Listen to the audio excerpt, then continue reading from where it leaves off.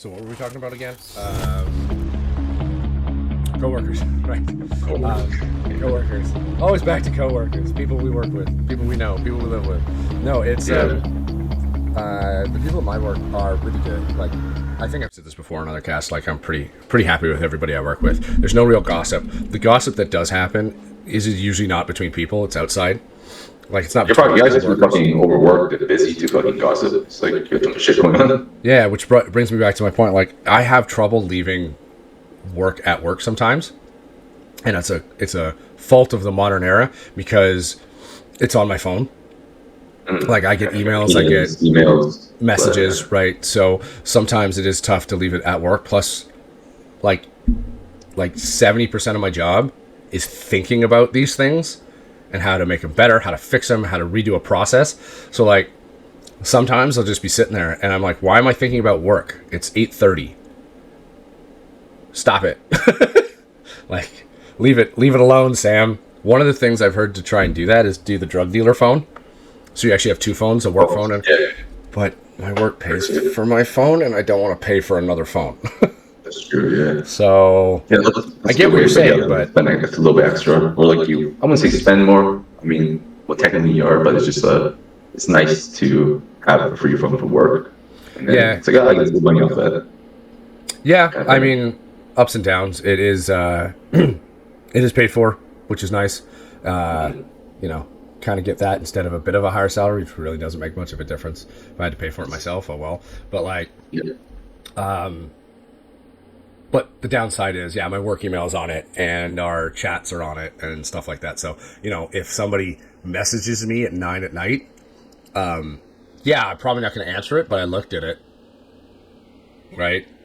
You start thinking. Yeah, you're going to start thinking about it. You're like, all right, I'm going to tell this person in the morning when I get up. Yeah, this is what I'm going to write. And you're like, I just wasted 5 minutes of my day on something that I could have done tomorrow morning in the same amount of time. But, you know, it took me out of my relaxed state to do it.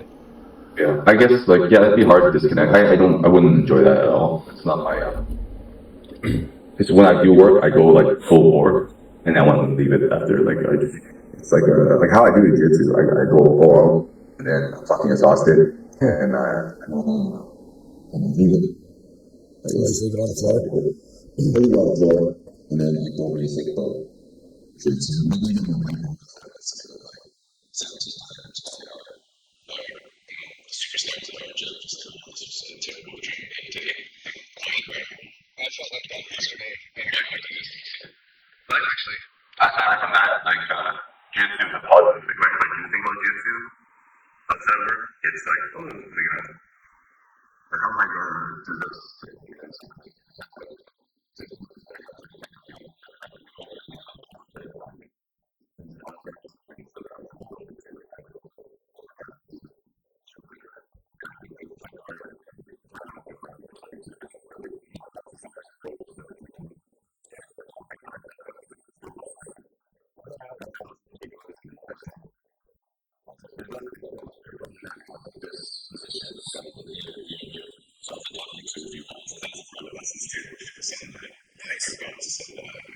It's been good. Just and also personal self-reflection on Jiu-Jitsu. Jiu-Jitsu is killer. I've went 4 days a week. At least 3, but mostly 4 days a week, last 2 to 3 months. And then I plan it all out on a calendar, right on the calendar, so the wifey could see. Yeah, I do that weekly with her. I'm like, I'm gonna go this day that work, because she's gotten really into pickleball, so she's calendaring what days she's going to as well. So we have to organize okay, we have the kid. When are you going to pickleball? You're going to pickleball this day? Okay, well I'm going to do this day. So yeah, so that's been good. But I've been going 3 days. But you just have to remind her that Jiu-Jitsu is more important than pickleball. Well, show her this part of the podcast. This part right here. Jiu-Jitsu beats pickleball. Unless she's doing Muay Thai. And she's going to do that inside leg kick to the nut kick. Have you seen that? Oh yeah, I saw that guy say, "Why did we throw the inside leg kick?" I'm like, "Yeah, off balance." And then fucking going back. No, that's not what I'm thinking about. No, I got tapped in the nuts the other night, not on purpose, but guy went to set up a leg lock from bottom, and I was standing. I got a little. You have a few of those. Yeah. As long as they get more dick than balls, I'm okay. But sometimes you get like balls and partial toe and asshole. So, oh, fuck. Fucking getting nuts crushed and If it fucking raped at the same time. if it's a if it's a little thigh, So that's okay. Yeah. it's more like over enthusiastic, like I guess it's stereotypical or like the trope, like a spastic white White belt, belt. but very like very good white belt. It's a couple white belts that they find out about the if they just blitz the knee cut pass, they think that oh it's just gonna be this is it man. It's gonna Shit, blast this guard. I'm They blast down the middle with a knee, fucking like a knee to balls or fucking they try to knee cut straight down the middle, which is fine. I do that too. It's fucking mean then, but they get the whole fucking foot up your ass. And or just the fucking foot right into the fucking balls. And what the fuck, bro? well. And it's okay. I'll make you pay after that. That's when you put the underhook. You take the back and you choke them out because they did the knee. No, cut. man, But, I'm they part did, of the but you got to remember they didn't. Yo. They're blasting down the middle. They didn't hold that leg, did they? They didn't because they're white belt. They haven't been thinking about that leg. So you just turn over, take and bam, suplex. That's it. There you go. I try to be really nice about it. So you know, I got fed up with the white belt yesterday, and he was doing fine. He was doing fine, but I don't know. I ended up in Turtle, and he was being real like. I'm just like, what? Stop it. So I did what. You remember what you told me that one time where you're like, huh, I got the underlet, the single leg, and I just dumped his ass. That's fucking right. I dumped You have worry about the inverted triangle. So when you do that, I grab their ankle. So whatever legs height, like when you heist them up, Yeah. pick them up. You can let go. So you want to actually turn to the side. So if I have the leg here, I'll grab their ankle so they can't fucking reverse triangle me, and then fucking bump them, fucking spin them, and I take them back, I chase them back from there. He wasn't Worst case expecting scenario is scramble, and it's like yes, my world. he obviously wasn't expecting it, so he actually like kind of fell over and thumped and actually turned around and landed flat on his back. Like he did he did the Brock Lesnar spin thing and then just went whack. And I looked at him because he kind of looked like, what the fuck? I'm like, you okay? What? I actually said, No, you asked him. You just asked him when you were in Zion if he was okay. no. I mean, like, when you asked him if he was okay. Only because he landed flat on his back and I heard the. No, see, flat on his back's perfect. You know, Yeah. he could have been on his head. So if anything, he did him a favor. Fair enough. No, I just winded. I guess I winded him a little bit. I'm like, you all right? You okay? He deserved it. Yeah, well. He deserved it. It's fine. The purple belt got me after that. I just got my ass kicked for 6 minutes. I could not take that. So we were gi for starters. So not my bread and butter for takedowns because I'm sorry. It is hard to get a single leg in gi because they're just holding you up. But I couldn't break his grips. And every trip I tried, he already knew, and he actually took me down once. But I eventually ended up on top for like 30 seconds, and then we both stood up, which was like, yay, win! But he just kicked my ass he was almost a brown belt. He just kicked my ass for like fucking 6 minutes straight. Almost choked me out like 3 times. I'm like, yeah. So I got what I deserved after that. But yeah. Although, you know, the ball rolls in Jiu-Jitsu, you know, it's always somebody out there in your gym. Always up. They go face. Gotta beat the fucking shit out of you. That's how it is. Yeah. I actually like that guy too. He's one of those like higher level belts where it's like, I'm gonna kick the shit out of you, but then do you mind if I teach you? Like, you almost did that right. Can I show you something? And he does it like that. He's not like, hey, I'm gonna teach you this, like blah blah blah. I know. He's like, hey man, you almost had that. Do you want to practice it? And then yeah, he let me dump him a couple times to practice the takedown. And I was like, oh, that really helps. Thank you.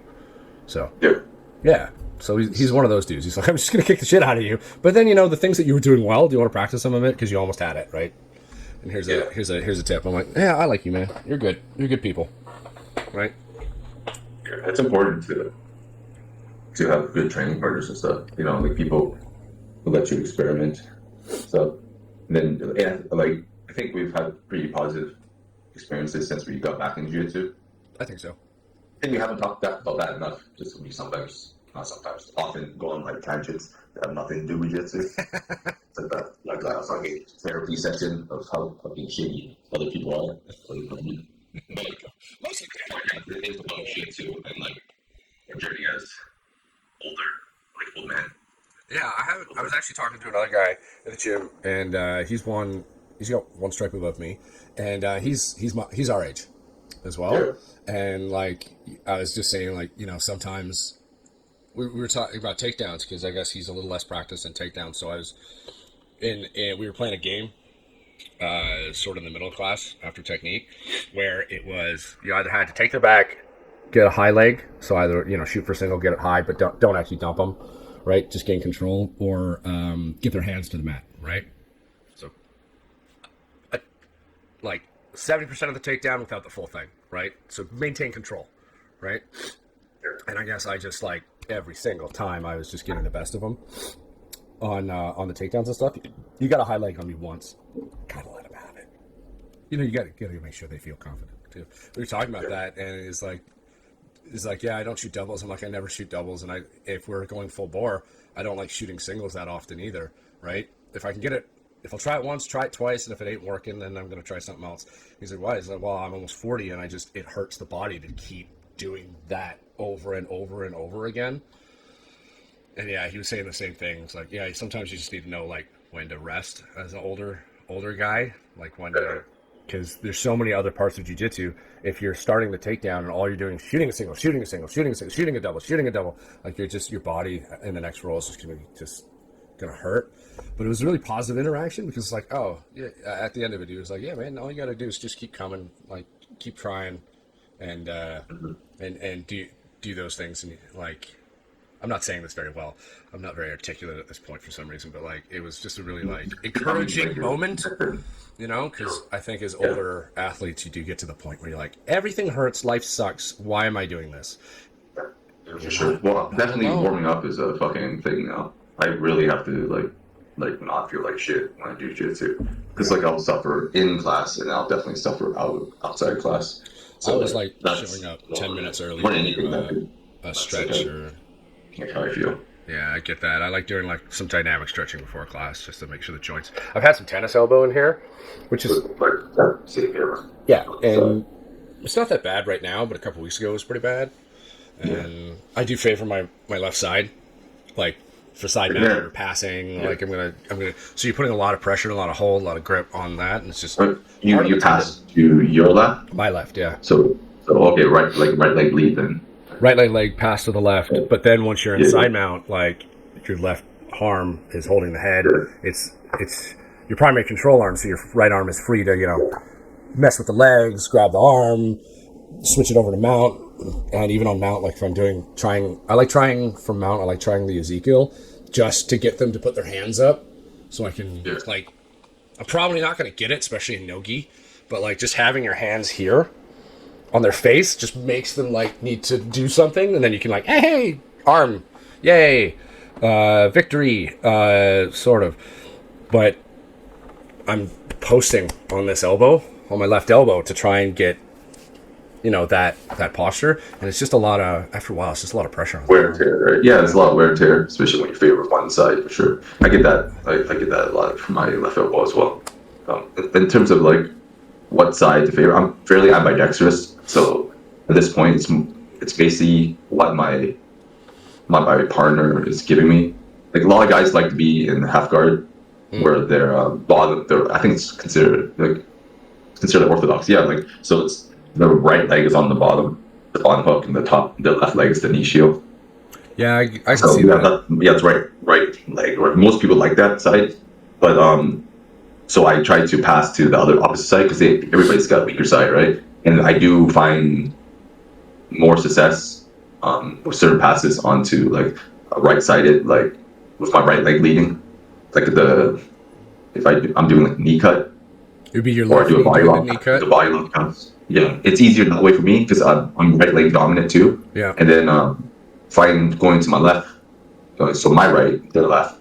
Then I don't have to accept strength on the left side because after tearing the bicep and having the elbow pain, it's hard to do the knee cut onto that side, especially when I fight for the underhook. I'm not as successful. I don't have the same ability. It's like hard to turn my hand sometimes, especially like if it's all popped up too. So it's hard for me to dig for that underhook to go for the knee cut.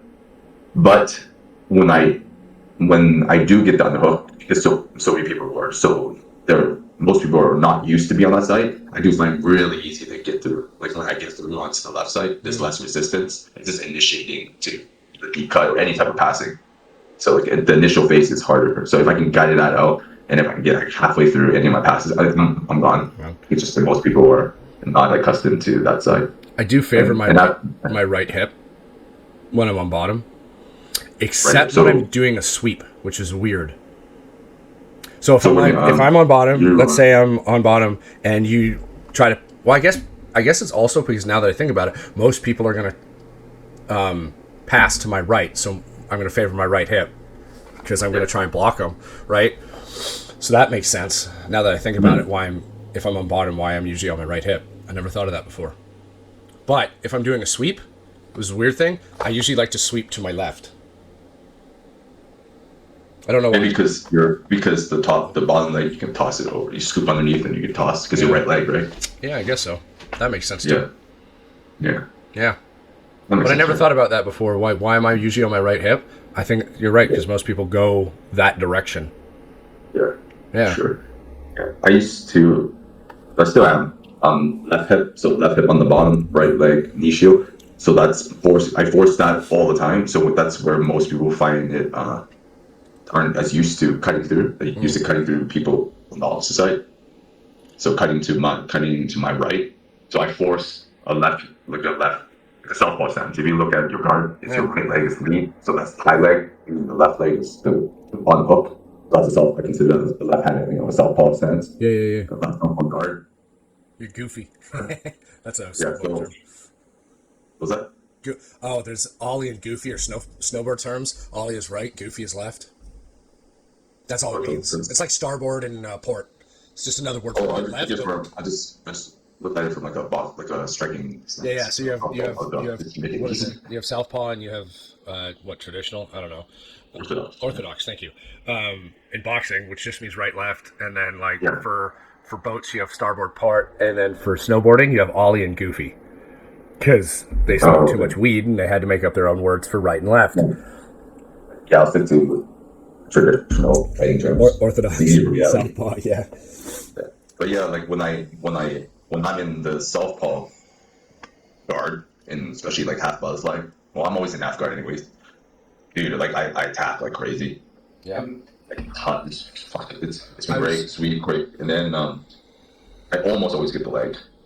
And then I even against the higher belts, unless they can crush my knee shield, which I don't really allow anymore. And it really depends who I go against. Like I always get that leg, and it will create a scramble, or I fuck up. They attack my legs, and from there, or at the very least, I'm grabbing their leg at some point. If not, I sweep. I invert now. Before I was like not fucking inverting. Like there's no fucking way I can do this. And then if there's some like drills and games, our training has been structured differently now. I'm not sure. You follow like B team. You know how the new coach Dima. Yeah, he's the skinny white dude. He's cool. Yeah, the German guy. Yeah. He's Josie Chen's guy, coach. So like a lot of our main coach and follows that type of style. Our place has kind of got like a mini B team vibe. It's really relaxed. You can wear what you want. People just play any style of jiu-jitsu. There's no particular style of jiu-jitsu. And then we have a couple other coaches, like pump coaches, like drilling coaches, and they structure like the B team. It's a very ADCC heavy style, like rule set. There's even right now, I don't know when the comp is. I think it may ADCC Open, I think, something like that. Some sort of open for ADCC. Like trials? That's happening like October or November, I think. So they have a specific, so far it's been invite only. I've been very fortunate to be invited. It's at 5 p.m., so an hour before the main class on Friday. Congrats, man. That's awesome. And it's like, it's ADCC style, like hard passing. What the rule sets of like what favor and what the current meta is. So like the guy who runs it, it's brown belt, and the rest of us, I haven't gone to class, but it's been described to me. It's like we just do this one guard pass or two guard passes. We drill it like calm. Yeah. It's like high heart rate, low heart rate, and that kind of stuff. And then the main class, our head instructor trains. He he does the same thing. We the first 2 rounds, we say we got whatever partner, 5 minutes on top, 5 minutes on bottom, and say we're getting leg locks. It's like we're not finishing the leg lock. We're getting we're catching it, but we're not finishing it, and we're just rolling. You allow your partner to, because there's no fear of tapping. I've described that to you. We play games like that too, right? Yeah. So that's kind of like I described you have three ways to get this takedown, right? But really it's just to get you used to, you're standing up, you want to get in that control position before you finish the takedown. If you're constantly finishing the takedown, one, that's hard on your partner, but two, that also like I know you know this, there are moments in the takedown where it's just can be completely uncontrolled, but you get it because it's completely uncontrolled. You know what I mean? So you're like just and just strength, speed, and just crash, right? When they're trying to get it, it's like, no, you want to be in control the entire time. So when you land, like your head's up, your hips are up, you're in a better position. So it makes guard passing easier, right? Because now you don't accidentally fall into their guard, you don't so on, right? Same idea. We do games like that too. Yeah. Nice. That's good. I find that before I used to miss technique, even though systematically like taught, it's okay. I can always ask somebody else like I miss, because I'm always, you marry your kids and your wife's working too. You got to figure out babysitting, right? So I'm actually always late for class. Always. Yeah, like, you mentioned that to me. Maybe once a month. Once a month I'm on time. That kind of deal. And our place is great. I don't get like in trouble. I don't get like shamed for being late. Coaches are, we're glad you're here. I think because I show effort to come, and then I put up good roles. I'm improving. I do a lot outside training. Like I watch a lot of instructionals or that sort of stuff, and I come in with like, and I also go to open roll to like figure out stuff. So they see the efforts there. So anyways, like now, before I wasn't too like picky about missing the technical part of it. Now I am, because like the roles are merged into the technical stuff now. Aspect, yeah. So I'm like, like now I'm like trying to get like, usually it's about 30 minutes. It's a class an hour and a half long, maybe a little bit longer. That's so like about 30, 40 minutes of that. I have to get at least like 20 minutes in, or else our classes at noon are an hour, but then there's usually an open roll after it, right? But the class at night is an hour and a half, and then there's an open roll after it. So it's pretty good. Similar. Yeah. We have a no gi class and then a gi class, and then there's wrestling after usually, or if after there's wrestling, it's like it's kickboxing or something. But anyways, like our school is primarily no gi, and then our coach was like, yeah, gi, because then the reason why we have gi is because like gotta pay the bills. You gotta pay the bills. You gotta catch a bigger market. And then one day I was training. I'm like, dude, like man, like. Isn't today only an hour long? Because I think 2 days a week is an hour long, and then 3 days a week, like a Monday, Wednesday, Friday, it's like 1.5. I'm like, so in my mind, my lazy ass mind, like, oh, I did 6 rows today, and then I'm like, what the fuck? Like, and they're like, oh, they're like 3 more rounds. I'm like, what? 3 more rounds? So I got through that. It was like exhausting. I'm like dying, especially in the heat too. I'm just dripping sweat. You and me are fucking sweaty fucking people. Like, I have no hair, so there's nothing holding it back. I'll tell you a story. It's like, you go. Yeah, it follows down till my beard here and just rips. It's like faucet. It's like too bad sometimes for people. But anyways, what's my point again? Oh yeah, so I thought it was like over, and then I talked to somebody. They're like, oh, because all the gi people, they finally they would come early and watch the no gi guys train, and they're like, they stopped doing the gi. I'm like, oh, so there's no gi class? It's like, oh, it's this gi class on Tuesdays and Thursdays now 12. But as for like the evening classes, it's just like the no-gi class is simulated the gi class, and then now it's 2 hours. They just resistance is futile. They just absorb. And I was like, and so I started seeing some of the gi guys, not for gi, they're going to no-gi now. I'm like, oh my shit, that's why class is so much bigger now. There's like 6 or 10 more people extra now, and that's why we have less room now. And I was like, that's fucking great. And dude, I'm like, I was like, oh, I see the guy. I see a couple of guys. I'm like, welcome to the fucking dark side. Yeah, boy. Yeah, boy. It's like, I don't hate the gi. I think sometimes I give that impression that I hate the gi. I respect Jiu-Jitsu. Obviously, it started with the Jiu-Jitsu.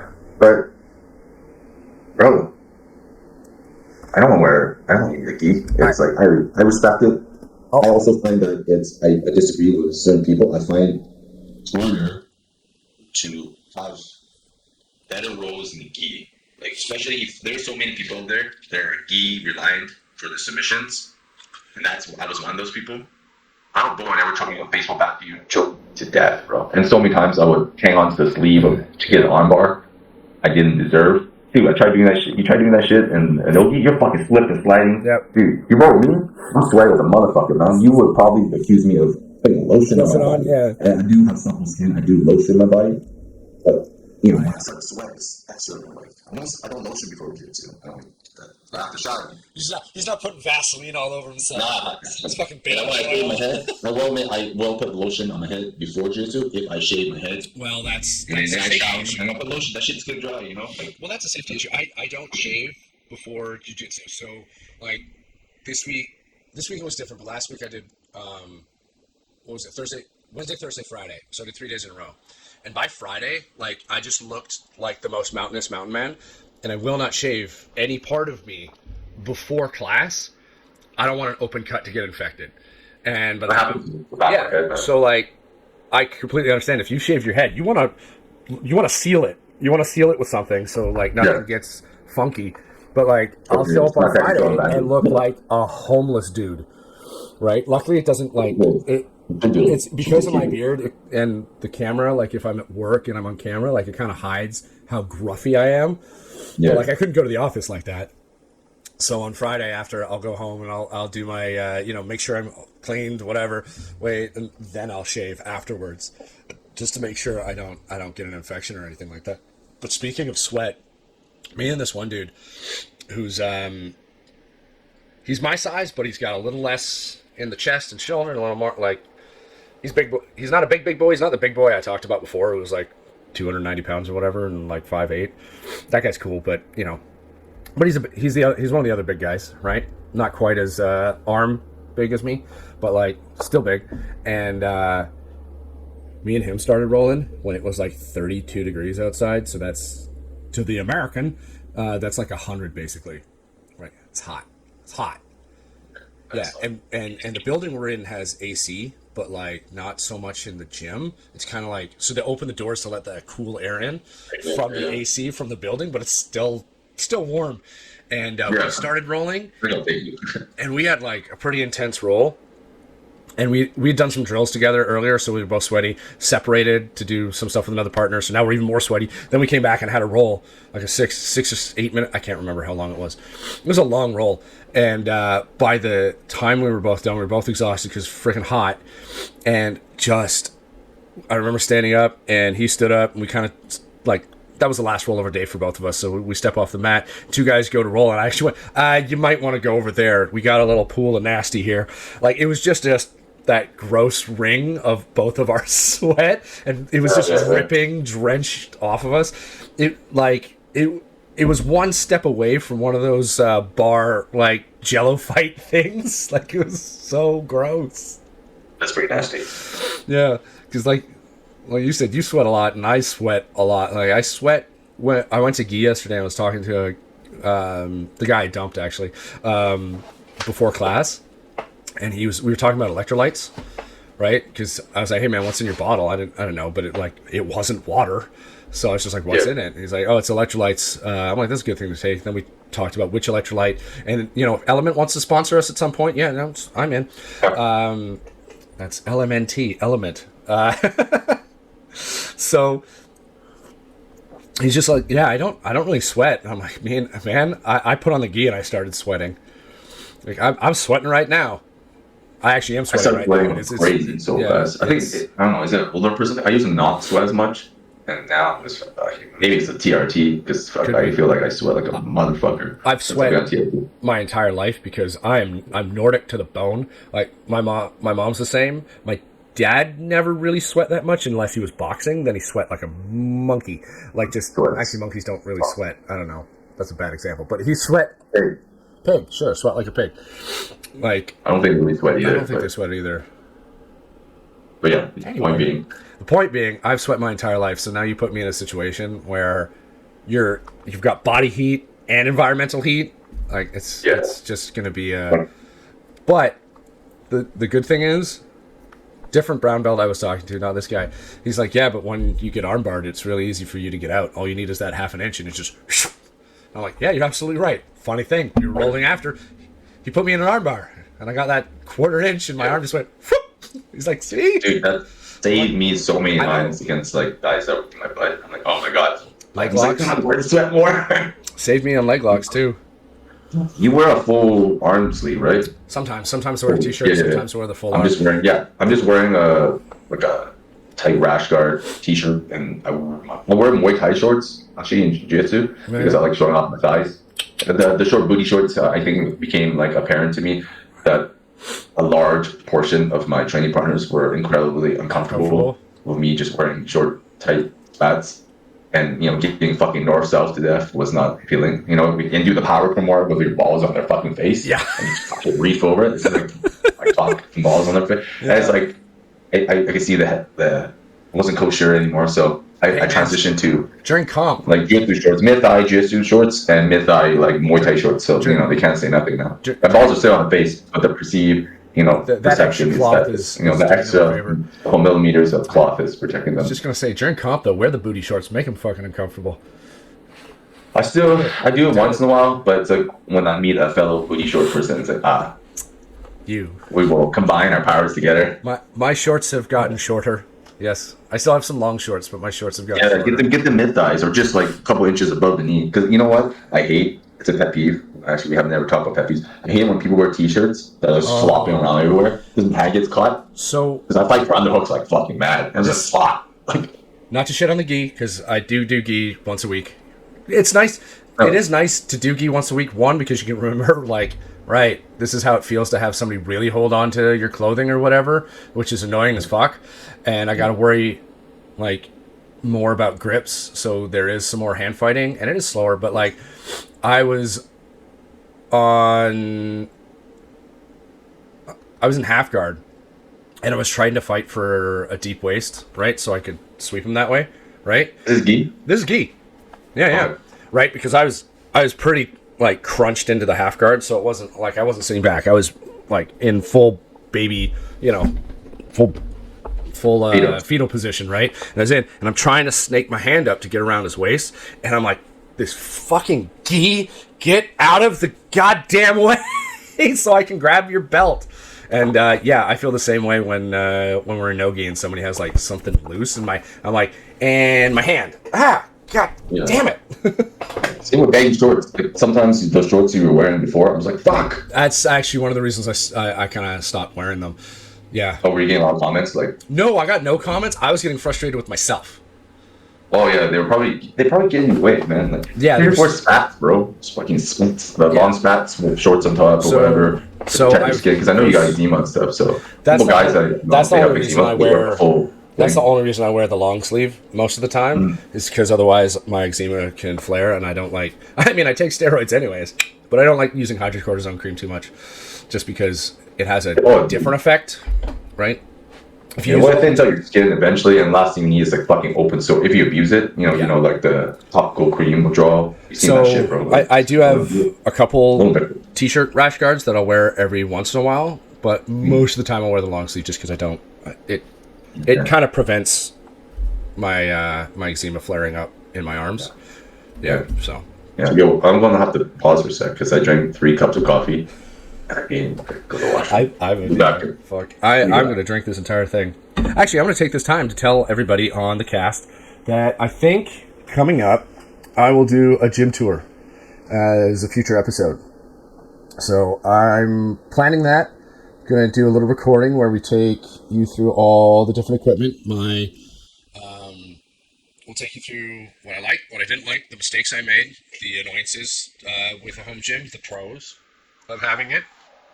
The things I recommend, the things I don't recommend, and stuff like that. So yeah, that's going to be in a future episode, and we'll just talk gym equipment, which is always important to have for your own conditioning. So I mean, if you're just doing jits like twice a day, 5 days a week, you probably don't need that much gym equipment. But yeah, it's amazing to me how many people do jiu-jitsu as their only form of exercise.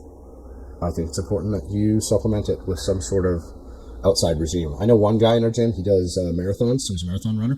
Cardio is insane. Doesn't really lift weights, but he can go forever. And that's what I'm talking about. Like, you don't necessarily need to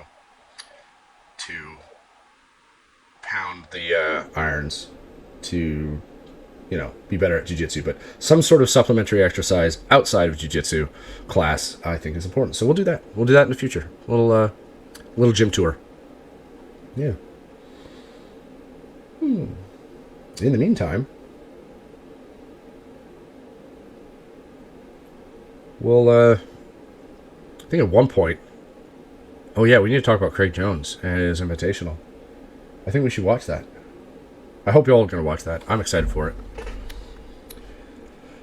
I think Gordon and I should do a special episode on that. And I was just waxing eloquent about. I think I'll do an episode on a sort of a gym tour, letting everybody know that's going to upcoming. Things I like, things I didn't like. But then I thought, you were talking about ADCC, and that's coming up in a month, and the Craig Jones Invitational. I was thinking maybe we should watch a part of that, and we could live cast it if the timing works. Yeah, I think. Let me see the date. I'll look at my schedule here. Hopefully, I'm not working. It might be working. I do work weekends. Yeah.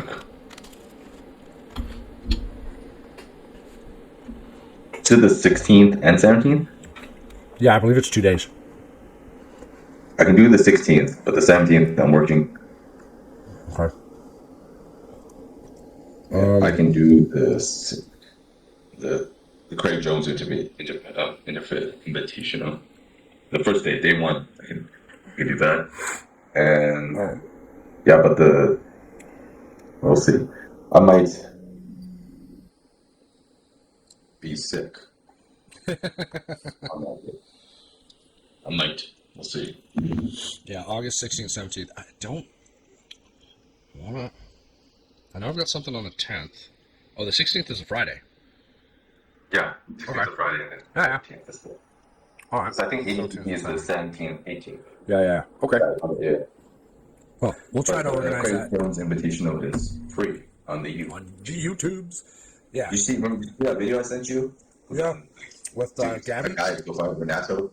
Dude, he's like from old days. Like he used to do some videos with Joe Rogan and stuff. He'd play a parody. I thought I recognized him. Yeah. So they brought him back. It's the original Churro Jiu-Jitsu. Yeah. Man, that was a funny interview. Gabby? Dude, that interview was hilarious. Gabby's fucking monstrous. She's so big. So big. And I love. Did you see what they did with their chairs? Like Craig Jones is purposely sitting on a smaller chair. Yeah, and he's leaning down. To make it emphasize the size difference. No. I loved it when they just stood face to face. So much taller than him. I think she's standing on heels or something. It has to be because she's 6'4". Craig's 6 foot or 6'1". So that's it's not that 3-4 inches difference. She was probably she's a head taller than heels or something.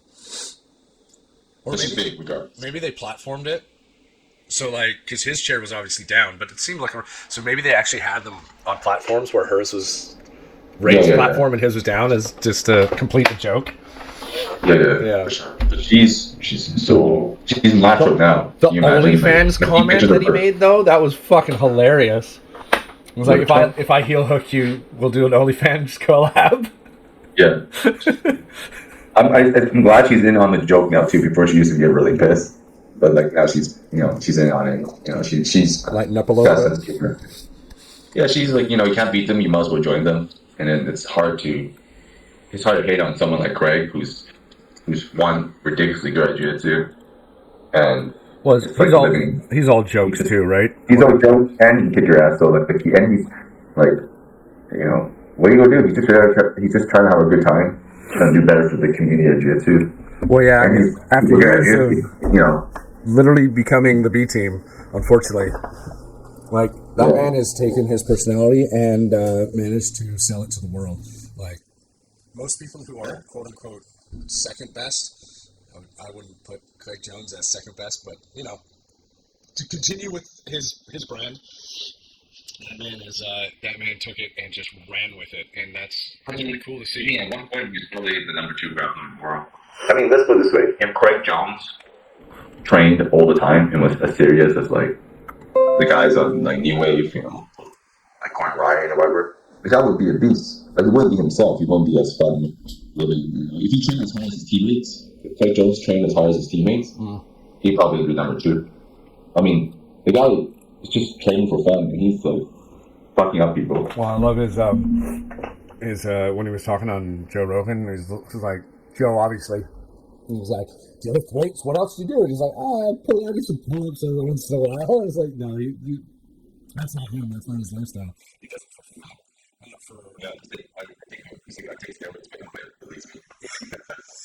I mean, well, yeah, he put out his stack. I don't remember what it is, but like, it's not that big. But yeah, if you put in a few more squats and a few more, like, he's on like 250, maybe 300 ish prior to Gabby, like for like of testosterone. He's on like 25 milligrams of not Anavar. Is it Anavar? Yeah, Anavar. Anavar. And yeah, he's probably gonna run that for 6 to 8 weeks. You can't run it forever. It's pretty toxic.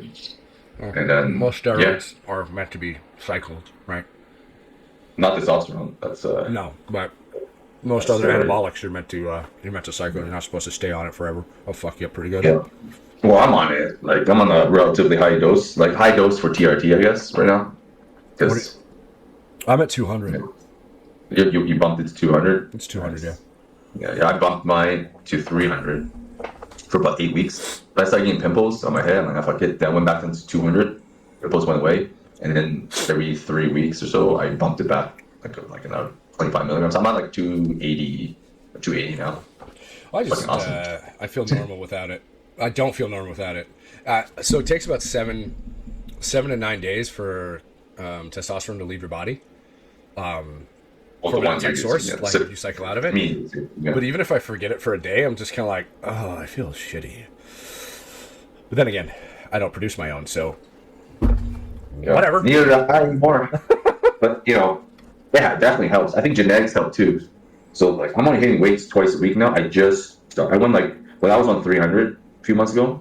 I didn't hit the weights for like 5 weeks, and I couldn't stop. I gotta say, you got nice lighting. You got the outside lighting, casting. You're fucking looking spiffy. Yeah, like now I'm lifting weights the last 3 weeks, and I'm like, it's like 8 sets of this, 10 sets of this, and that's it. And like, I've been lucky. Like, I think I respond very well to testosterone.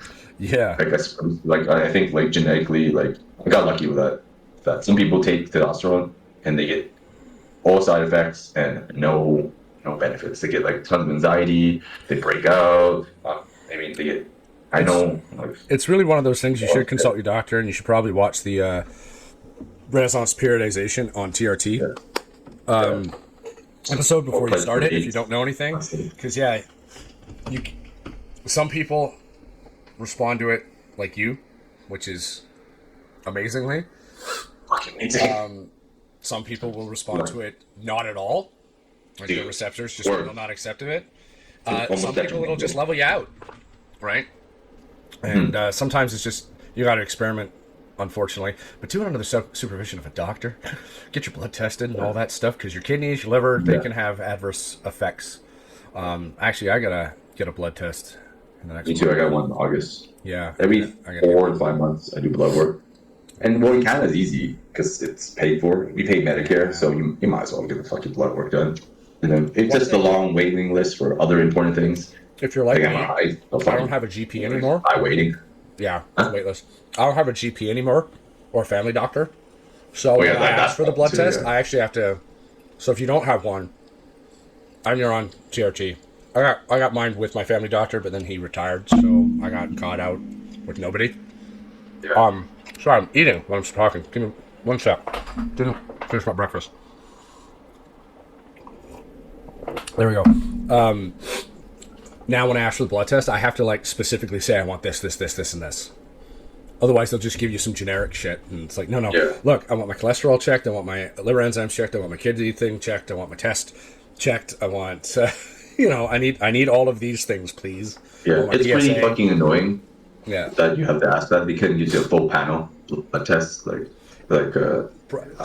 problem with the socialist Medicare system is they're gonna try and do it cheap, right? The more things you ask for, the more expensive the test supposedly is. They're just trying to keep costs down. Whereas we're trying to just like, give me a full blood panel, and they're like, here's how much it is. Bill it to your insurance if you have it. Off you go. Yeah. We pay Medicare, so it doesn't matter. We're entitled to that. And I hate it when they ask us, oh, like, well, I don't get that anymore. But when you go to walk in, like, oh, why would you need that? Like, motherfucker, just give me the goddamn blood test, okay? Yeah. Who gives a shit? Why do you need that? Just shut up and tell me. Only you give a fuck, man. I'm trying to be healthy. Give me the damn thing. Yeah. Fuck, I can go on about that bullshit. I mean, that's man. another issue with, and I'm not talking about the healthcare provider that you're part of. I'm just talking in general. By the way, everybody, this is from a person who is not in the healthcare system, but knows a bunch about it because I fucking read more than I need to. With our systems, it's very bureaucratic, so they always have to justify whatever they're doing. Oh. And it's really annoying from a patient perspective because you have to justify why you're asking for something so that the doctor and or nurse practitioner or whomever can justify what they're like. So, for example, a while back, I went back because I was having stomach issues, right? And I'd wait in the waiting room for a couple hours, finally got to see the person. They're like, well, what's going on? I'm like, well, this, and that. And they're like, well, let me ask you 20 more questions. I'm like, I am shitting myself to death. Just fucking give me the test to see if this is going to go away on its own or if I have some sort of infection, please. Like, just give it to me, damn it. Yeah. It'd be faster for me if you and you if we just do the test and find out exactly what I'm wrong with. We don't need to, do like 20, 100 questions to like figure out exactly what's wrong. It's like, no, I haven't been to a foreign country. No, I eat the regular same shit I eat every single day. I just have fucking diarrhea 25 times a day. Just fucking tell me. Do you consider a foreign country the north of the United States? Because it's really not a foreign country. It's the same, like, it's as close as two countries can possibly be, except in culture. But product-wise and environment-wise, it's basically the same fucking place. So no, I haven't done anything weird. I just can't stop shitting. So could you please help me out? Yeah. It's good to have it. It's really important. Obviously, it's good to have a GP, but like it's really important to have a good GP too. Like I've had one bad GP with my previous doctor. Like when I was a kid, like my GP growing up was great. He didn't give a shit. He was old school. He was really chill. Good bedside manner. I had an Irish GP. So we retired. Another one took over. He was shit. I hate him. But my current GP is awesome. She's only a few years older than me, and I pray that she keeps on going forever to outlive me. It's like she's great. I've never had a bad GP. Luckily, my last two were awesome. I was actually really disappointed when my last one is like I'm moving into this profession. So because then there was a whole clusterfuck and trying to whoever was going to take over his practice, this, that, and the other thing, and timing of what to do when, and I just got left out. Not his fault. That was the administration's fault. But the one I had before, he was Irish, and the guy I had after took over his practice when he retired. I miss him. That dude was awesome. He was the one when I first got a staph infection.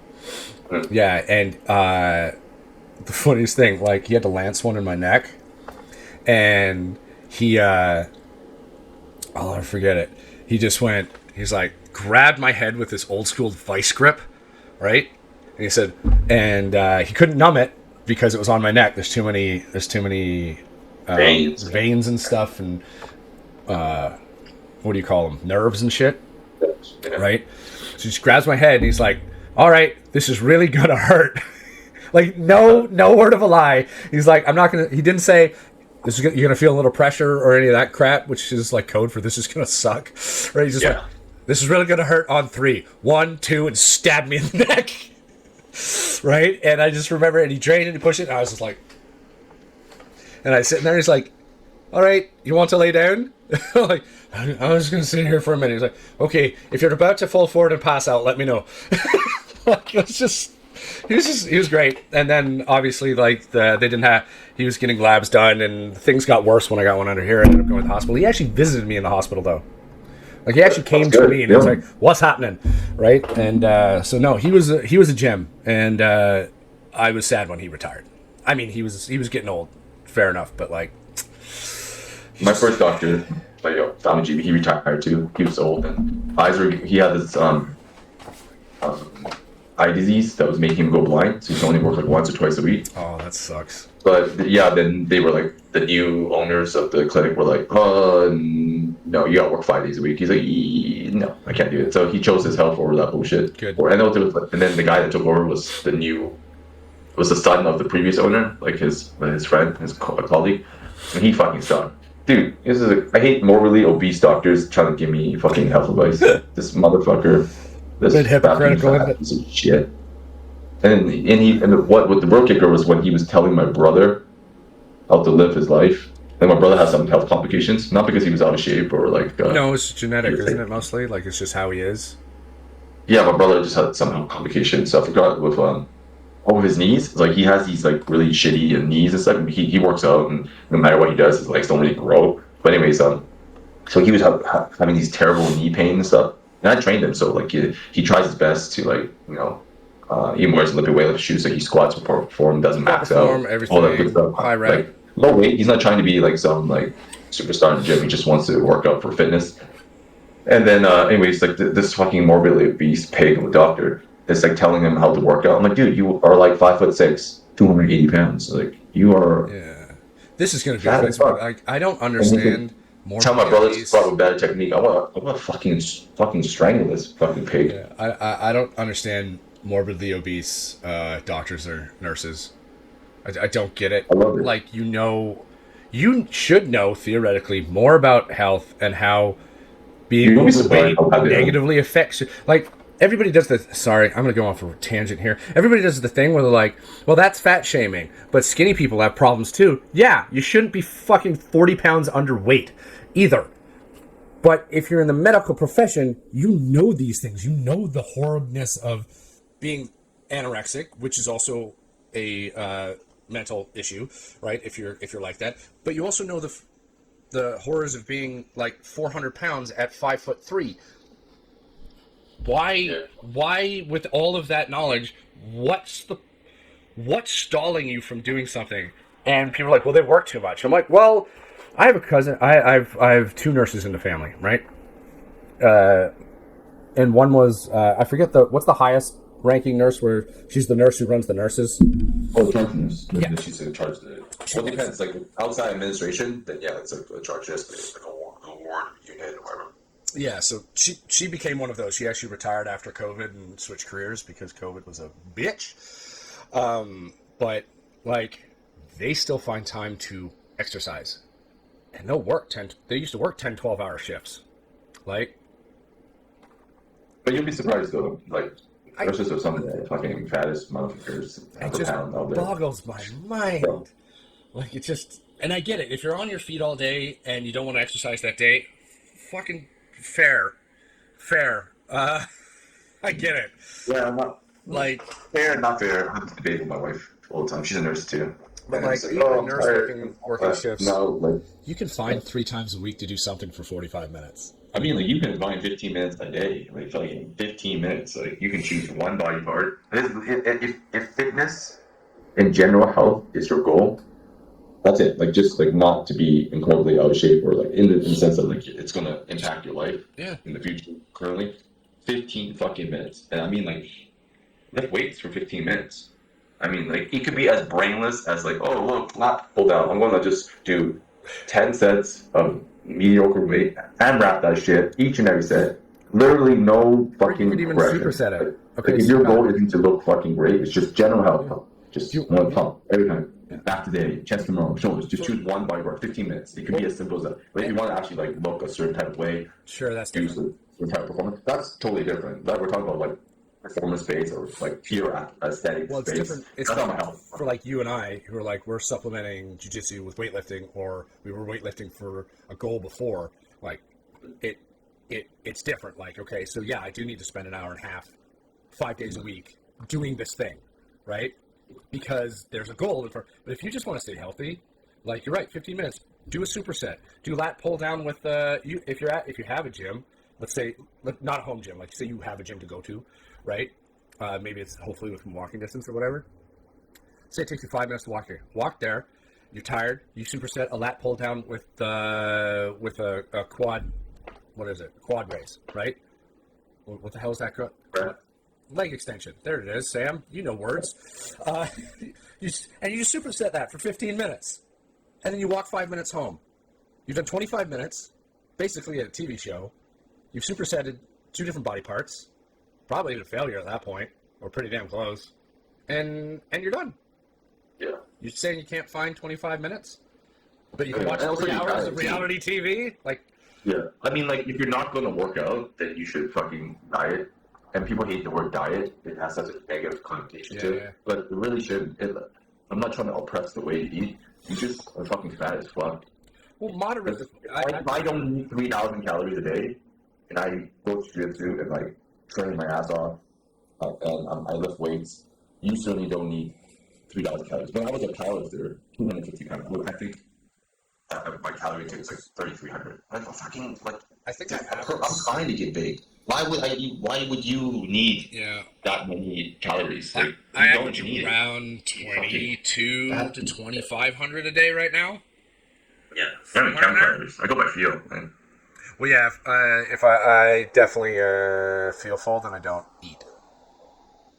I don't need to. I think for me, it's like performance based. Like I don't even work out now. I think it's easier when you have goals. Like for me, whenever how I look, it's just a byproduct of me trying to get better at jiu-jitsu. So if I lift weights, it's not to feel better. I lift weights for jiu-jitsu, and then so it can positively impact my performance at jiu-jitsu. So it's really easy. Like I don't think about how much I weigh. Maybe before a competition, I'll be like, oh my god, I do not want to be in the super heavyweight division. Then that's when the diet comes in. That's when I'll do more cardio because I don't want to fight big boys. I'll train with them, but the last thing I need is to I'll do the open weight class. Like I'll do my weight class, and for fun, do the open weight. Okay. But But you don't want to be Demetrius Johnson Yeah, versus that 280-pound monster that he subbed? Did you see that? Which one, sir? Demetrius Johnson, Mighty Mouse. He subbed this guy who was like 270 or something. It was a crazy rollover bow and arrow choke, and I'm like, I want to try that. But even I looked at that guy. I was like, I don't want to fucking deal with this. Fucking do that. You have to be so much better than the other person. Yeah. That Or in Mighty Mouse's case, like fast as lightning compared to that dude. Yeah. Like his speed made up all the difference. Yeah. I'm not doing that. I'm not at that level. So yeah. So, fighting giants. I train with them. But sure. But anyways, what I'm trying to say is like, you don't really care about the weight. People keep if you look good, you feel good, then you are probably going to be good. I think that's a misconception of people who start working out. Like, I want to look a certain way, and I heard a Hollywood trainer, an actual good be one. heavy. Like some guys are like, I want to be 250 pounds. Yeah, you could. I'm 250 pounds, in and the I worst don't want to be possible way. 250 pounds, but I can't not be 250 pounds. You know what I mean? Well, I'm 245, 250, depending on when I weigh myself. I would much rather be 225. However, I physically can't be 225. I could maybe be 235 if I cut. I think you could, but I think will negatively. Okay, that's what I really meant. You're absolutely right. If I cut weight down to 225, 220, 215, I would probably just feel awful all the time, have zero energy. I might look great, but I'd feel like total shit. Yeah. So like it's, but when rolling, my extra weight tires me out. Yeah. There's positives and negatives. Like when you put in like fucking side pressure and side control, that fucking sucks. That's positive. But when you're on the bottom trying to fucking be mobile, it takes a lot of resources. And I actually had one purple belt I was rolling with. He said, he gave me a compliment, which it's still in my head because it was nice. He's like, you're really agile. And for a guy my size, having been called agile was like, thank you very much. I don't consider myself agile. So I really that was a nice thing to say. A good compliment for me. But it takes a lot more resources to keep the body moving. Yeah. For sure. Yeah, it impacts you like everything too, right? Like when you have excess weight that you're unable to move around. Now, there's some guys who are they're big and fat, like big muscle and they're fat, and they have great cardio. They probably have great lungs to begin with, right? So for me personally, I do not have great gas tank. I train very hard, but I'm like huffing and puffing, man. So I do old man tactics. Yep. A lot. I wrestle a lot. I exhaust. I lean against my opponents. I wrestle for 3 minutes sometimes in a row, and then the last 2 minutes, I'll take your ass down, or you take me down. I sweep you, get on top, and it's great because you're so exhausted. The child is coming in, isn't it? All right. Hello? Oh, no, it's my wife. It's not a child. Hi. She doesn't want to be on camera. That's okay. Never. She says never. I'm not coming in. Hey, I have an 8, babe. Oh. All right, thank you. She did jiu-jitsu, but she's making me food. Yeah, but yeah, like look at us fucking fat shaming. Well, yeah, I mean, I don't. I've got some extra. I've always had some extra fat around my stomach, and I don't have. But you're athletic. That's the difference. You can like nobody's gonna make fun of like a defensive lineman in like NFL. Oh, you fucking fat. Well, I'm faster than you. I'm bigger than you. I'm stronger than you. Fucking luck. Like I don't have. I have justified my fat. I don't have the strongman power gut, right? Like that's not what I have, and you can sort of see my abs through it. But like I've always had this, like ever since high school, I've always had that's where I keep it right there, and like it's maybe like 10, 15 pounds of my entire frame. Yeah. Like it's not a lot. I'm kind of boasting, but like not boasting either. But like that's not what's slowing me down. You know what's slowing me down? My fucking legs. I have huge legs that are all muscle, and they take a lot of energy to move them. Like it's fucking big. Yeah, it's all muscle too. It's like these fucking monsters calves. So everyone's like, "Well, if you trim this out, it wouldn't change a fucking thing because moving my legs is exhausting." Yeah, you gotta take your fucking legs off. Yeah, like, dude, so, it's ridiculous. So yeah, that's what tires me out. That's why I actually like staying standing for as long as possible because my legs are just rocks. So like, if they're exhausted by the time we go down, I don't have to use my legs as much because I don't have to like start shrimping and moving and holding up this like 80-pound leg in the air, especially if I'm on my back, right? Exactly. Yeah. So that's what it is. But yeah, but you're functional in the sense like whatever sport of jiu-jitsu that you've chosen. Whatever, like you always done something, bodybuilding, powerlifting, strongman. Like we're like, yeah. I think if you can justify being a little fatter than you should be, with your athletic ability, that's fine. But like, if you are a sedentary person, dude, why the fuck do you want to be fat? You know, and I see that's you have a mental addiction to food. Like I'm a fat boy at heart. Like, hey, I like have not seen. My wife can attest to this. I had literally ate a Costco-sized pie in one fucking sitting. Okay? Yeah, I have to hold myself back against the pie. It's gone. Bro. Oreos and pretzels, I won't have in the house. One time, as a thank you, one of Victoria's friends, we did a favor for him. I mean, you eat both at the same time? I'll superset that shit. That's weird. Nasty, bro. It's salty and sweet. It's salty and sweet. But no, like I just want. I don't do that. I don't eat at the same time. But like as a thank you, one time one of her friends, we did a favor for her. She just gave a box of Oreos. And like in 2 days, that entire thing was gone. And I was like, you can't fucking bring those into the house. I'm just going to eat them. So I just keep them like snacks. When I lived by myself, I had almost no snacks. My snacks was popcorn that I made. Right? Yeah. Yeah. So it was mostly just salt.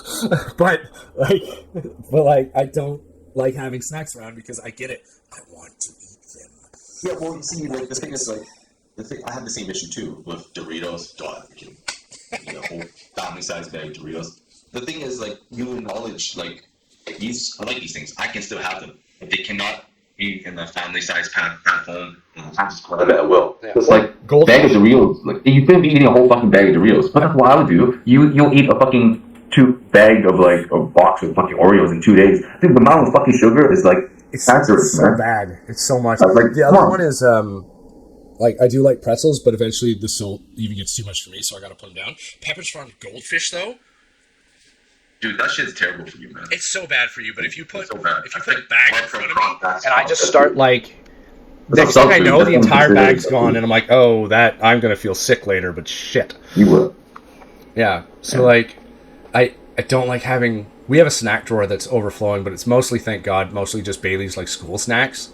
Right, stuff to put in her. Oh, dude, those are dangerous too, man. I've eaten so many fucking bear paws because she has allergies and food restrictions because of her eczema. Like all of them are gluten free and this, that, and the other thing and whatever. So it's like all snacks that I don't want to eat. Like I look at them like I'm not fucking eating that. I don't know. Yeah, no. So I still am eating them. So I don't touch any of. I rarely touch any of her stuff. But if myself or Victoria's like, hey, so I got this bag of salt and vinegar chips. Fuck. It's over. Shit. I want to Can't throw portion it. that out. I feel bad about throwing it out because you spend money on it, but I'm gonna eat the whole bag. I'm just gonna eat the whole bag. Yeah, the whole bag's gone. Like, Joyce, she's just like, how did you just portion it? Okay, if There is you no go to portion bed control. early and I'm watching TV downstairs, that bag of chips is gone. Like, I'm devouring that fucking thing. You do. I've done this. I've done this thing, which I think everybody's made this mistake. Oh yeah, I'll just have a bowl. So you pour some in the bowl, you put the bag back, you go eat the bowl. You finish eating the bowl, and you're like, I'm just gonna get one more bowl. It's fine. Next thing you know, the whole bag's gone, and you've eaten 4 bowls of whatever it is, and you're like, I should have just brought the bag. But the thing is, I don't even do the bowl. You know, like those family size bags of chips, like Hard Bite from Costco. Yep. Yeah, There's yeah. like a honey Dijon, like Dijon one. I'm like, oh, that's nice. And then it was gone in like 2 days. Like, and that was me controlling myself. Dude, like, I'll send you a picture. Dude, for breakfast the next day, I made like 4 scrambled eggs. I'm like, I don't want to eat bread. Dude, I dumped a plate full of fucking honey Dijon mustard hard bite chips on top of my eggs. And in my mind, I even took a picture and I sent it to my wife. I was like, look what I made, Chef Gordon. And I justify in my mind, like, oh, I need carbs. I need carbs because I'm doing jiu-jitsu. 8 hours later from this time. Yeah. So I'm just eating fucking a quarter-sized bag of chips. You should have just had the toast. Insane. And I'm just like, oh, yeah, because I need to carb up. Because I got jiu-jitsu 8 hours from now. Don't worry, I'll just eat meat the rest of the day. Dude, I fucking ate a Subway. I went off, man. That's the thing. Like, we know our vices, and once we get into it, that's why I don't drink. Just like I'm been sober for a few years now, like maybe 4 or 5 years now. If I start drinking, it's like can't have a beer. I can't have a beer, but it's very easy to be like 6 beers later, right? And then if I have one shot of like whiskey, dude, I'm drinking the whole fucking cup, man. I love the taste. I know my vices. I don't smoke up anymore because I know that's something that I eat. And I don't do edibles. You see me on edibles. Everybody that's ever seen me on edibles should know that. Maybe one time one time we'll tell the story of the time I gave you edibles. That first time I gave you edibles, that was bad. That's a story too. Yeah, that is a jiu-jitsu story. We'll tell that in a different episode. But like, I'm lucky with beer now. It doesn't really go to my head until I'm 3 deep, so I like cut myself off at 2 because I also start to feel like And when you get older too, older guys. So I can have a beer. Not that I do. Like, I rarely, unless it's something like a friend wants to have a beer, like to have a conversation or something, fine, or family bar. But like, I'm not drinking every day. Not even close. I drink maybe like once every 2 months. I'll have a beer or 2. Yeah. That's good. That's fine. It's more than fine. It's fine. But you're right, with stuff like bourbon, like I like a Kentucky bourbon. If somebody pours that, goes straight to my head. I'm like, yeah, just give me another one. Just give me another. I can still taste Next thing you know, it's 4 in the morning. You're on the bathroom floor, being like, yeah. You know you're addicted to something and really like something.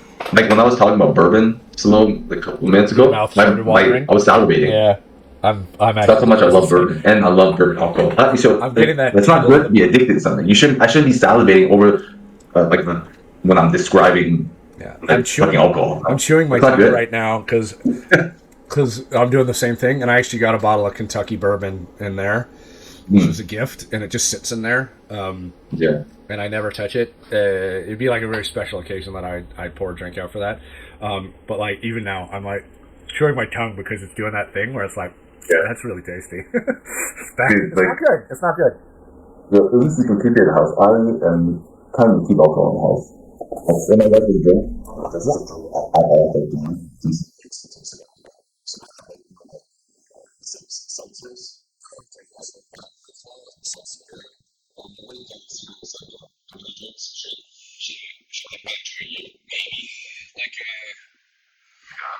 it's a fruit drink, not a Mai Tai, like a pina colada or those fancy baby drinks. Even then, she gets like fucking shit faced. Give her 2 of those, dude. She's fucking clean. Basically can't drink alcohol. It's actually good. It's not a bad thing. It's actually a good thing to be allergic to alcohol. And if you say someone's for you, you do no benefits on it. This is the most widely accepted food out there with 0 benefit. Like there's literally no benefit. That's really the way to go.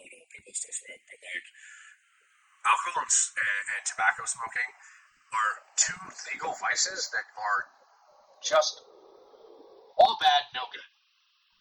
Well, I would say this: smoking, as bad as it is, both the cancer that it produces, has a better benefit short-term wise than alcohol. Alcohol can only be great. That's true. You smoke as a former smoker. When you smoke, while you're smoking here, it's like, oh, I think tobacco has like there's a very short time that conforming you. The problem is as soon as it's moving out to the smoke.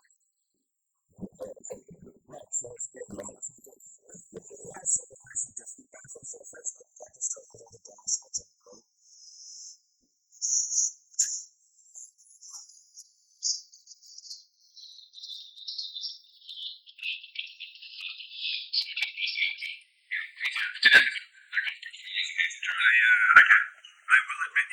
Class, I was having trouble getting into my flow state, and maybe a hit might have helped bridge that gap. But I'm like, it's still not worth it for me. Like 9 times out of 10, I was probably just in my head about something else, like nothing to do with jiu-jitsu, but something else was bugging me, and I just couldn't bridge that gap. But most of the time, it's not a problem. So why would I do it? I also think personality wise, I'm an all in type of guy. Like I'm an all in type of guy. Like I can pretty intense. So like for me, it's if I'm not going to drink, I'm not going to drink, and no temptation. Like for me, like jiu-jitsu right now is all I care about. Outside my family, of course, and thinking about hobbies and stuff. Like that's all I want to do. So I'm like all in with jiu-jitsu. Free time. I don't have any other responsibility. I think about jiu-jitsu, how to get better at jiu-jitsu. I don't even care about lifting weights anymore. I only lift weights. So for jiu-jitsu at this point, not even for health. I lift weights. I do nothing for health. Habit. Like I'm gonna do some squats later, but it's like out of habit. Yeah, you don't want to get a better squat. You're doing it so you can stay fit for jiu-jitsu. Yeah, basically. Yeah, basically. Yeah, like I don't fucking do it's squats just a habit either. to make me feel good. Like that's all it is at this point. I don't care about having a 600-pound squat or what. Well, I never did, but like it's just a habit. I wanted to get stronger for sure. Yeah. That's still a goal, right? You want to stay strong. Yeah. Be strong. Like I'm trying to be strong for jiu-jitsu. I'm not. I want to be strong for the sake of being strong anymore. I'm past that phase. I feel like that's a specialty too. Like when I was powerlifting, that you had to lean hard into it. Yeah. If you want to be great at something, even if you're natural, you have to lean hard. Like the best guys are my gym.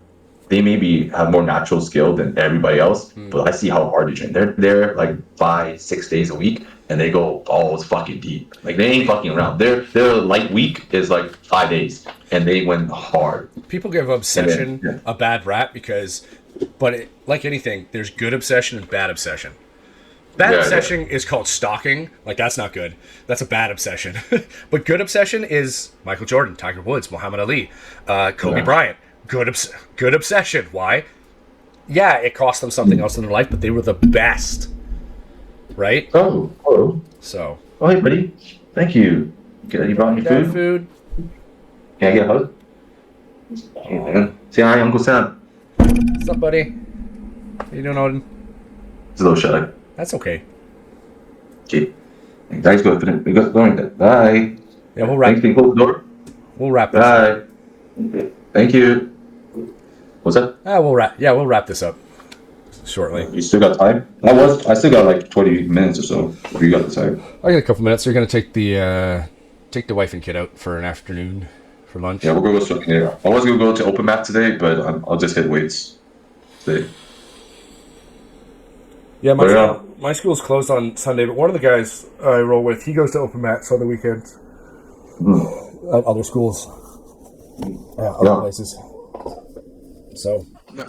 You want to come to open mat from my gym, then? I do. I just need to figure out when. Got to put that in the schedule. Yeah. Summer's always been a hard time because there's like things. Yeah, you got birthdays, you got vacations, you got things, people doing stuff. For me, it's the babysitting, man. Like, I'm easy, like, schedule the babysitting. Yeah, there's that too. That reminds me, I think is it? Yeah, the 16th, 17th of August. I think it's on the 17th. 17th? We're going to a friend's house for something. Yeah. Maybe we'll figure it out. Time to watch. Like, it's not an all-day thing, so. Yeah, we'll watch for a couple hours, a couple matches, something like that. Anywho, summer's just a hard time. It's packed full of stuff. Oh yeah, Yeah. for sure. So I have another buddy from work who's like, "Hey, do you want to come? We kind of do a impromptu open mats at my gym because I got the key. They got some buddies." And I'm like, "Yeah, when is it?" He's like, "Wednesday night." I'm like, "Until softball season's over, I've committed to that. So Oh, really? I'll let you know when the season's done." I think we have 2 games left, but like it's just conflict like that because that's something that's important to me because I do it with my wife. It's our thing. I've been playing like shit the past 3 weeks though. I just can't bat for some reason. I've gotten into like it happens in jiu-jitsu too, where you just get into a rut about a certain aspect of the game, and it's starting to bug me because I'm like, oh man, I never used to hit like this before. What's wrong? What's in my head that's not letting me do this, right? That's it. I went through a rut like that with jiu-jitsu. We talked about it in an early podcast a while ago. And some people call it the blue belt blues. I don't subscribe to that. I think sometimes you just get in a rut and you just... Well, I also think because you like mentally shoehorn yourself, like I'm this type of guy who goes for these types of submissions. But like I said earlier, I used to never invert, and then one day I was like, fuck, I'm just gonna start inverting, and then I'm gonna put my game from butterfly. Like, I have every opportunity to invert if I do it properly, and if I get crushed, then it's like, okay, I won't do that again, or maybe I will ask like, what am I doing wrong?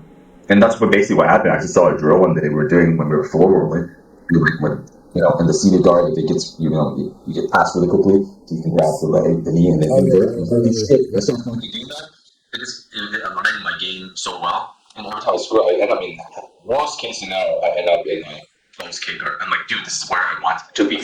And it's perfect. And then you just need something like that. You just need to. Remember when we first started this thing? I was like, yeah, I'm gonna be a top game guy. We're gonna avoid everything on the bottom, and do just enough so we can just. I'm just gonna attack the head, all that stuff.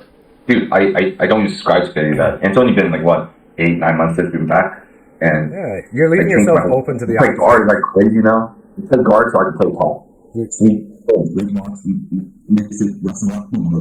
It's easier sometimes not to wrestle. I'm so like too long to that wrestle. I'm exhausting myself fighting to be on top. Now I just I fight to take you down. But man, I'm gonna fight a hard takedown sometimes. I'm just like, I'm just gonna take me down, but then I'll roll over and then I'll fucking attack your legs. I embrace the game of jiu-jitsu as a whole rather than shoehorning myself because I'm not good enough to impose my will as a topping player. I don't have a belt judo. I'm not even a collegiate wrestler, shitty collegiate wrestler. Like, how am I going to impose my will onto someone to be on top when I don't have the skill set? And I'm not training, like I'm not taking 5 wrestling classes a week. Yeah. So I agree with that too. Like one thing I've been doing more, not necessarily inverting. As a bigger guy, it's sometimes like it's not that I haven't inverted or practiced it. It's just not something that comes necessarily. There's a lot of weight on your neck. Because there's a lot of weight in the neck and the shoulders trying to do that. But the difference is I've been going into like was it not the Japanese name, the other name, single leg X more or right? And I've been doing it more and I've been practicing it, and then there's a sweep, pushing forward, this, that, and the other thing, pull the leg up, and I actually almost pulled it off, but to get into the saddle, right? Because from the bottom I don't know how to explain it without showing somebody, but like there's a way you grab the leg and you get into the saddle. But the guy was tall enough that when I reached up to grab his leg, because you get his hands to the mat, you're still wrapped around one leg, and then you scoop the back leg forward to you, and you grab that back leg, and then you go into a semi-triangle to push them over, and now you're in the saddle, ready, and you've got both your legs, so you have double trouble. You can either straight lock the top leg, or if that's failing, right? Because that's your first move to make them figure about that, but the actual ultimate goal is to move that leg out of the way and heel hook them, right? Or switch over to the knee bar, whichever one you want to do. The point is, is because my short little arm against his tall leg, I had his leg up and I'm like, I can't fucking reach it. But I took the win because I was 90% of the way to where I wanted to be, and I just couldn't quite get my fingers get there. Get there. So I was like, you know what? Great. That was I'm going to take that as a small win, because 3 weeks ago I wouldn't even got that far. I would have just got into single leg X and then crushed. So yeah, I think as an older athlete, instead, obviously if it causes you pain, that's probably something you shouldn't do. But aside from that, I think you should be really open to all aspects of jiu-jitsu. That includes takedowns, because I think you and me don't, even though we're older, we don't mind wrestling. We don't mind the takedowns. In fact, we prefer it. Whereas most older people with no background, and even with a bit of a background in grappling, they don't want to wrestle. They don't want to be taken down, so they rather pull guard. But you do yourself a real disservice because unless your guard is phenomenal, and old people, like if you're starting back up again or doing jiu-jitsu for the first time, you mobility very unlikely. It's not all.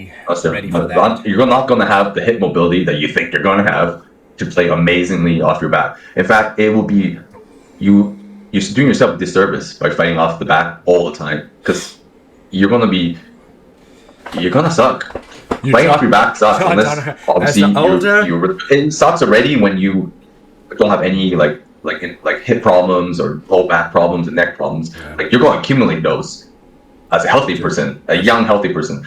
So as an older person coming with these physical detriments, buddy, fight to get on top. Like do not just pull guard because you're afraid of getting taken down. It's like, oh, I want to blow my knee out. You might. You're going to blow your spine out. You're highly unlikely to do it. Yeah.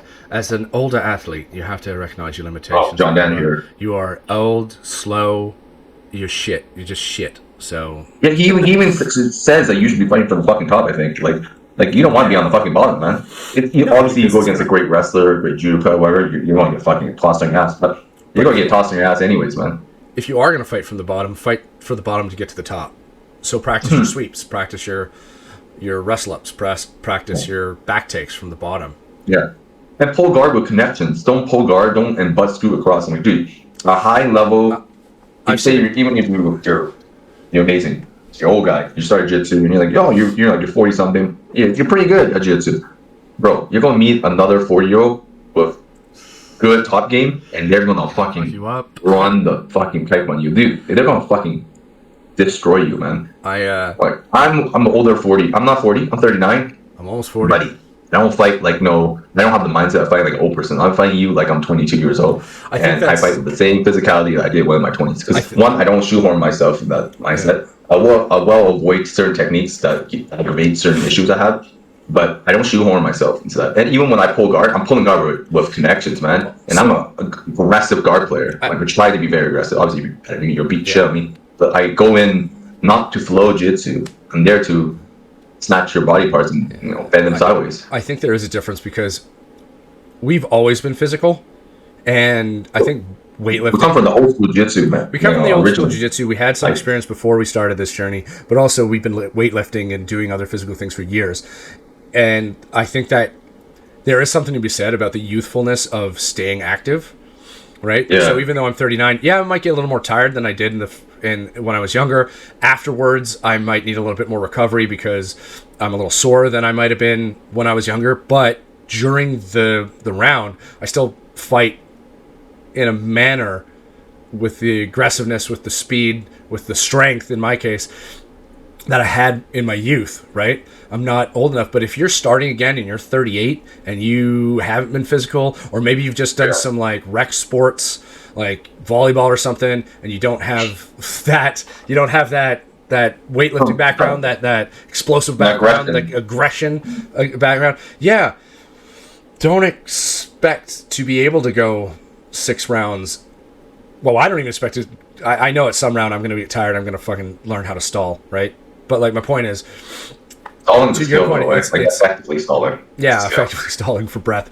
But like, don't expect to have that type of capability because you also haven't grown the mentality, right? You're in a different arena here. Yeah. So just I agree with you. I think that like I'm also coming from a viewpoint, so to speak, like for someone who's lived the physical lifestyle, so it's easier for, and you too, like we basically say we come in with like this mentality because we can physically we do. And I would preface that, like obviously if you're living a sedentary lifestyle and you're like, oh, I'm going to do jiu-jitsu, the gentle art, and then fucking get ragdolled by, and then I hear a lot of complaints about older guys. Like, oh, this guy goes too hard. This 20-something-year-old white belt, blue belt, just beats the shit out of me. Or even from like higher like belts, like purple belts, but they're really into that flow state jiu-jitsu, which is nothing wrong with that. But you can be upset at somebody who is, in good physical shape, who wants to use their physical ability, is like a very good like hyper aggressive blue belt. I don't mean very frequent submissions. I mean like fucking like Going taking after it. You can't like it's a fight. People say, well, I'm not training to be a professional jiu-jitsu fighter. Neither am I. I was like, oh, I'm not trying. I'm just here to learn jiu-jitsu. But it's like going to boxing. Like if you take a boxing side class and you like never score, it's one thing. If you just get that skill and you go through it, so like that, basically, you might as well just keep it on and just have play what you know. I'm one dude, and there's no dude in this. He's in his 40s. He's a little bit older, and he's a bit lighter. And I like flow rolling with him, where I'm not using all of my strength because it does make me think about the technicalities of things. Sure, but I've also rolled with him like almost full bore. Yeah. And yeah, it's you can do both. You should do both at some time, but like, just recognize that if you go into roll, if you don't set the expectation with the other guy, like, don't be that guy where it's like, this is hurt, this is hurt, this is hurt, this is hurt, please don't heel hook me because of this. Fuck off, dude. Then you shouldn't be there. Go home and rest. But if you set the expectation, it's like, hey man, I'm just taking it easy today, can we flow roll? If that's you all the time, but if you don't set any of that expectation, like, because you do need, like, everybody needs like a couple of those rolls every few weeks where it's like, man, I just need to go through the motions. I don't necessarily need to like blast through this. Sure. Yeah. But if you don't say anything to your partner just goes into it like it's, and you're mad about it after, that's kind of your fault. That's on you, man. You Yeah. set the tone. Because you're not forced to roll anybody. As far as I know, nobody is being forced to roll anybody. No, I mean, I have a couple guys that they, like, when I roll them, it feels like a comp roll. And I roll them, they'll be, hey, you want to roll, Gordon? I'll be like, yeah, let's do it. And I know it's a full-on thing. And sometimes they're like, oh, Gordon, you want to roll? I'm like, no, man, I'm too tired for you today. And then they're like, oh, you sure? I'm like, yeah, no, I'll go late. I'm like, if we're going late, it's going to be like pretty high, like close to 90%. Then I'm like, okay, do not go for my neck today. Yeah, and 99% of the time they won't. And if they do, I'm like, oh, well, my neck can say, okay. Because I say expectation, right? It's communication. If they say, no, man, I want to do everything, I'm like, okay, that's fair. Like, you're not going to do me today. It could be going somewhere else. As easy as like, hey, do you want to play? Like, I say that sometimes when you want to play, or like, this is funny against the white belt yesterday. I dumped. I made a joke because I was like, I joked at him. I'm like, hey man, take it easy on me today, and he looked at me like, you take it easy on me, right? And I was like, okay, so we're at the same level, right? Like we level set. Yeah, okay, we'll go a little hard, but not full out because we have gone hard before. So like level setting, just little jokes like that, a little communication right before the roll is fine. There's one guy I know that I roll with. He's another blue belt. If I look at him and hey, you want to roll? It's not going to be like it's intense. It's going to be intense for full however long the round is. Sometimes our instructor says, "Okay, I'm going to set a clock," and doesn't tell us how long it is. It could be 6 minutes, it could be 10 minutes. So you just don't know. Nasty, man. Yeah. But I know when I go with this guy, I was like, "You want to roll?" It's like at the last time we rolled, at the end of the roll, I was gassed. I think it was I can't remember how many times I rolled, but I was like done, and I broke away, and I stepped back. And he just stood up and just came right at me, right? And after the roll, he's like, yeah, I was just kind of hoping you'd melt because he knew I was gassed, but that's not in me.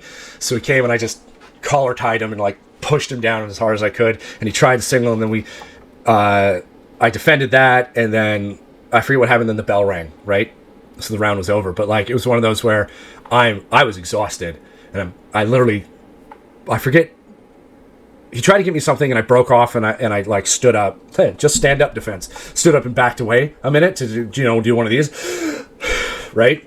Did one of those, and as soon as I did that, he was up and like coming at me. I'm like, fuck, right? But I wasn't just gonna fold into guard or anything like that. Like if I was gonna go into guard, I was gonna go into guard with intention. Doesn't matter how exhausted I am.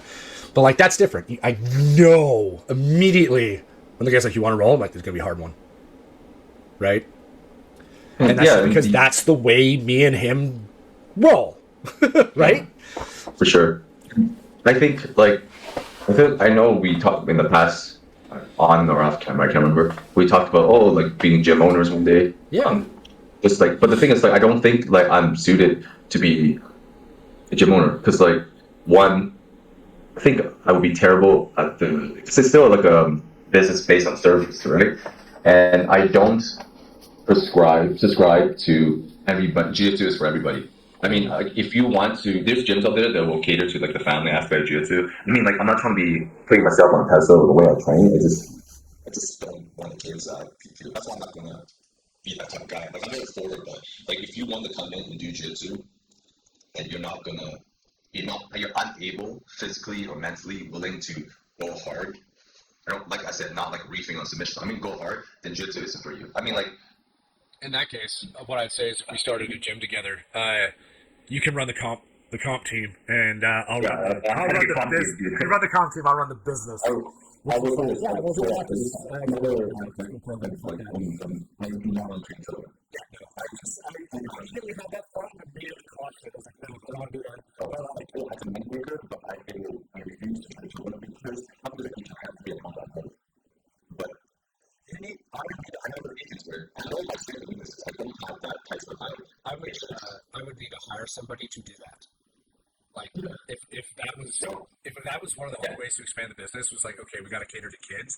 I'd be like, I'd look for the nicest like blue belt or whatever. Like, hey man, you want a part-time job training kids for like an hour? Don't fucking talk to me about it. Make sure the kids are safe. Make everybody sign the waivers, and just I'll take the revenue, but I ain't teaching them. I actually do like kids, but I don't want to teach them. I'm not a kids teacher. I'm not good at it. No, but no if we started a business and you wanted to run the comp class, and I would definitely attend. But then like I could run the less serious class, for example, right? Yeah. Not that it'd be less serious, but it's like the expectation would be, yeah, you still need to roll, you still need to do your positions, you still need to, but you don't need to go as hard as those guys. Right? I think how we would like. I would say this. Like, I'll take back what I said. I'm not gonna turn anybody away who doesn't want to jiu-jitsu. I'm just not gonna lower my standard or my class. What I feel is the standard for how I would like to run a class. So we would have to market like top class drilling, like advanced drilling class, where like I don't like doing that. I like the way I like my gym is right now. It says beginner to advanced, everybody's welcome, and it's a great environment. But the thing is, I haven't met, at least to my knowledge, the people I roll with there, even people who are relatively new. Sometimes they go harder than me. I'm like, fuck, I gotta hold them back, and they're new. Yeah. And if I go 100%, this round's ending in 30 seconds, right, or a minute at most. Like, I'm fucking toss you on your ass and choke you out. But the thing is, they're willing. So like, and I like that environment. I think, and they're willing to, push themselves to that. So yeah, we would have to like market it that way. I just feel like there's a lot of people in jiu-jitsu. It's the bar to entry in jiu-jitsu is fucking 6 feet under, man. It's like everybody. All you literally and their have to do is show up. Huh? All you have to do is show up. Yeah, like that literally is the bar. It's so low, it's bad. Just walk in. Yeah. Yeah. And then you all walks of life, like from people who are like former combat athletes when they're younger, or some former combat athlete, so tough motherfuckers who are fairly talented, to like literally our parents. Like, what the fuck? Like, they cannot be in the same class. No, they can't. Can you imagine our parents, our geriatric parents, showing up for jiu-jitsu in the gi, and then fucking NCAA four-stripe white belt, fucking 190 pounds of muscle. Jesus Christ! Double legs my dad into the wall. Like, I mean, like, no. I can't expect them to go that way. That's why I also think jiu-jitsu isn't for everybody. Because if you want to do it for the community aspect, I think there are better ways of doing it. Because it also gives you a false sense of like security. Well, it's like, kind of like I'm a Brazilian jiu-jitsu brown belt. I'm 65 years old. I've never really rolled hard. Maybe once in a while, but then when I go against like just relatively in shape white belt in their 20s, who just really gung ho, not mean, not asshole, just gung ho. Like, dude, you're fighting for your fucking life. Yeah. I mean, I kind of agree with that. I think everyone should try jiu-jitsu or some sort of martial art, but it might not be for you, right? The tagline jiu-jitsu is for everyone. It was kind of like, it was a marketing ploy to get a mass audience. But like, yeah, there's some people I've seen come in to different places I've rolled where I'm like, I don't know if this is for you, because I'm being real friendly right now. I'm being really friendly. But if you actually wanted to roll, it's going to get real rough real quick. Like, you're going to have a bad day. And you got to get used to that, because I've had bad days. I've had a lot of bad days. Like yesterday, I was having a decent time. I was rolling with the purple, and then the purple boy came in, and I'm like, yeah, of course I'm going to roll with you. And then I had a bad 6 minutes. Like, I'm trying to pull the good from it because I did, and yeah, he did the thing afterwards just to bring us full circle. But man, that was a fucking rough 6 minutes, right? Yeah, sometimes it's the rough 5 rows in the world, man. Yeah, yeah. No, I've had days where it's been like just hammer. Like one day, a while ago, it was literally like I started with white belt, and that was fine, but then it was purple, brown, my instructor. Yeah. I finished with my coach, and I was already exhausted, and I just got shit kicked, and then the coach showed up. And it was, and then he rolled with me, and I'm like, I have never defended my neck so much in my life. Yeah, like dude, it's fucking rough. But you need to. But then you're getting the most out of jiu-jitsu. Yeah. And I think like you're getting the reality of jiu-jitsu, which I think it's like it does a disservice if you can't fully experience that. For sure. And that's the issue. Like what I have with like watering down the training of jiu-jitsu, because as jiu-jitsu becomes more popular and more like regimented, like look at the B team guys. Like they got Dima coming in. Look at New Wave. They've always had the DDS squad. They got John Danaher. They're training like it's like a real sport. Like these are the classes you show them. And you roll with who I roll with. You roll. We're doing this today. Shut the fuck up and show up. There's, I guess, on, obviously, there's like other gyms like Altos, like AOJ, to drop some names. It's competitive, it's taken seriously. Yes, they have a non-serious class, I guess, like the recreational jiu-jitsu. I understand that, but I don't think it's, well, the problem is that there's so many people out there who do jiu-jitsu, who want to do the sport aspect of jiu-jitsu in the sense of like, it's the gentle art, but their mentality, they have this like, they think they're fucking these monsters at jiu-jitsu. Yeah. I don't like that. I mean, like you can't be comparing yourself. Like you're trying to get that jiu-jitsu clout without putting in the work. You may be a certain belt, but let's be realistic. There's other people out there who don't have the same level belt as you, and they'll wreck you. Yeah. All I'd say is they've been doing a lot less than you. So because they're doing the real jiu-jitsu, which is the competition intensity, like high intensity jiu-jitsu. Yeah, all I'd say is like find a school that's right for you, but recognize what league you're in, right? So yeah, on that there's levels to it. Yeah, for sure. On that note, I think we're gonna wrap this up. But it's been good, and we should try and coordinate like something for the CGI. So cool. Yeah, we should try to do some of that, and also to get some training with each other once in a while. Yeah, we need to get back to that. Yeah. Your gym doesn't have an open row. I know that for sure. No. No. They do not. Yours does, so we'll try and come to you. All right. On that note, thanks everybody for listening. We'll catch you next time. Appreciate y'all. Cool.